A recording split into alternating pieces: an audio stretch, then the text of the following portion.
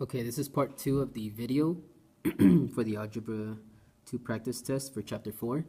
So we left off here where we were trying to find the place where these two graphs intercept. So right here I set up the equation and I'm going to subtract 12 from both sides. So I'm going to get 2x squared minus 5x minus 12 equals 0. And now I'm going to factor this. 2x squared minus 12, we get 2x and x, and the two numbers that give me 12, negative 12, are negative 4 and 3, and you will notice that you get negative x and 3x. When I add those together I get negative 5x, so our factors are 2x plus 3, x minus 4 equals 0. And if I use the zero product property now, I can set each of those equal to 0. So x equals 4, and over here x equals negative 3 over 2, which is the same thing as negative 1.5. So now I know that my graphs, this is going to be a parabola. It's going to cross at 4. They're going to intercept here at 4, like that. And the other intercept is going to be at negative 1.5, which would be right here. Okay, so that's what I use this for, to find out where these two graphs intercept. So now that I found out where they intercept, I can go ahead and highlight the part of the graph that is below this graph. So pretty much what this inequality is saying is that the parabola is below this graph at a certain part. So this is where the parabola is below. So from negative 1.5 to 4, the parabola is below 12. So this is how you would graph the solutions for this inequality. That's what they wanted. Alright, so there it is. That's number 5.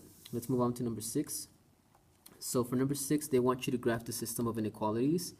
When you graph inequalities, there's going to be shading involved. So just expect for you to shade whenever you graph inequalities. So first we're going to draw our x and y axis.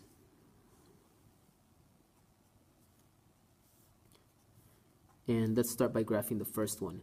So this first one right here, it's an absolute value function, but it's been shifted down to units. So remember that our original absolute value function is sitting at the origin. So this one would have to be shifted down to units. So the vertex is going to be shifted down to units. And since nothing else happened, then the rest of the graph is going to look the same. So the slope is 1 over 1. So you could just draw a line going this way. And then for this one, same thing. It would be going this way. So there's the first one, and it's a solid line because you have the equal part. Now let's draw the next one, and then we'll do the shading afterwards. So for this one, we have an absolute value function as well, but this one's been reflected, so it's going to be opening down because of the negative right here, and it's going to be shifted up 4 units. So for this one, the vertex has been shifted up 4 units, 1, 2, 3, 4. And this one's opening down, so we're going to draw it down going like this.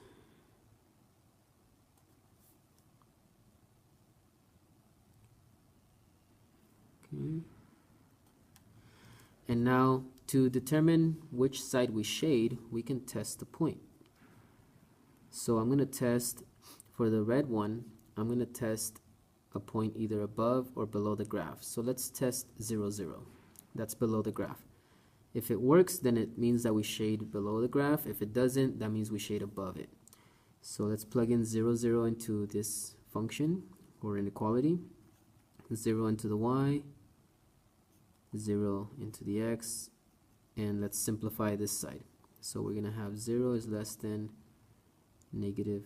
Absolute value of 0 is just 0. And this ends up being 4. So 4, that's true. 4 is greater than or equal to 0, so that means that we are going to shade the bottom.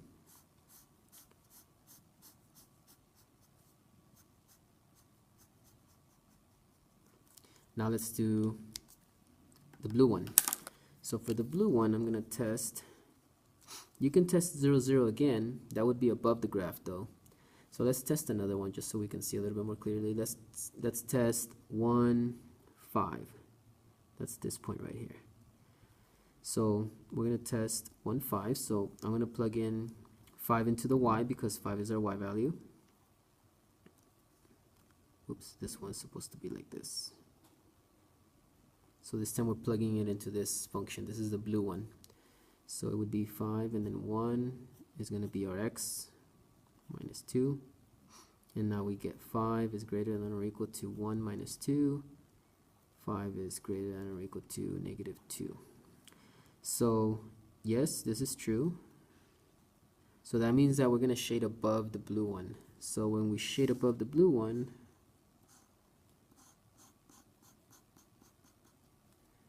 we're going to get this.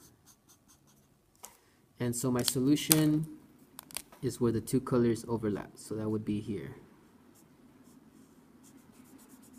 That's my solution. So this is how you would graph the system of inequalities. You would have to shade and make sure that you remember when the lines are dashed and when they're solid. All right, let's go ahead and go on to the back. So on the back side, number 7, they want us to write an explicit equation for this sequence. Explicit just means that you're not going to be dealing with the recursive equation, so it's going to look like either y equals mx plus b or something like that. So we're going to use y equals mx plus b, and actually I can't even tell right now, but let's look at this sequence. We can see that it's growing by adding 2. So first you need to determine how it's growing. Is it multiplying each time or is it adding each time? If it's adding each time, then that means it's arithmetic, and an arithmetic sequence is represented by y equals mx plus b. So I will actually go ahead and use that one. Now right here 2 is our slope, so that means that we're going to plug it into m. So it's going to be y equals 2x. B represents our initial value, which 3 is not our initial value, it's our first term. So we actually need to go back and subtract 2. That means that our initial value is 1.